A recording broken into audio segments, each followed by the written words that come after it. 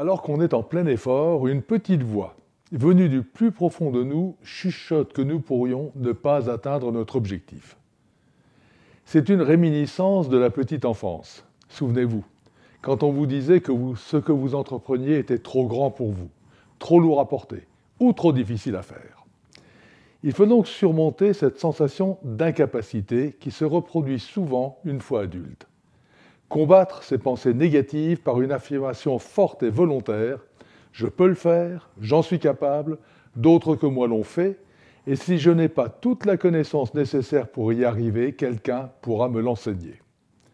Par contre, évitez les lieux communs. Personne ne m'écoute jamais, ce n'est même pas la peine que je l'appelle, il ne me répondra pas, je ne suis pas assez intelligent, beau, riche, vieux, jeune pour cela, on ne propose jamais rien d'intéressant, on ne peut pas réussir dans cette ville, etc., etc., etc. Un être humain moyen se parle plus de 13 000 fois par jour, oui, 13 000 fois.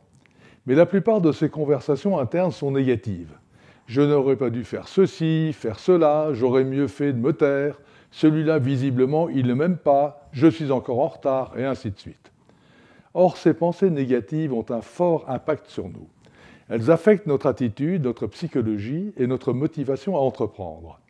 Elles peuvent prendre le contrôle de notre comportement, nous faire bégayer même, oublier nos limites, transpirer et parfois nous trouver mal. Il est donc absolument nécessaire de se parler positivement, de se traiter en gagnant, de s'automotiver. Comment ? En remplaçant ces pensées négatives par un langage positif de développement.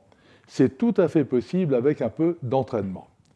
Désormais, quand des pensées négatives vous traverseront l'esprit, prenez l'habitude de vous donner immédiatement une réponse positive et d'avoir le dernier mot.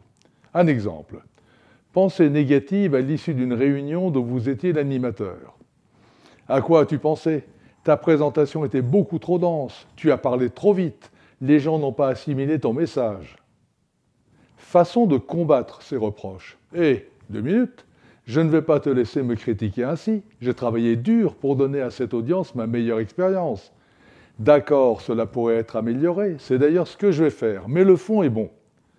Ce dialogue interne peut se poursuivre sur tous les sujets, afin de jeter les bases de ce qu'il conviendra de faire la prochaine fois que, peu satisfait de votre performance, vous vous accablerez de reproches. C'est l'éternelle histoire du verre à moitié vide et du verre à moitié plein. Il faut absolument combattre le pessimisme par l'optimisme, et c'est possible. Ce n'est pas moi qui le dis, c'est le philosophe Émile Chartier dit Alain. Le pessimisme est d'humeur, l'optimisme de volonté. À bientôt.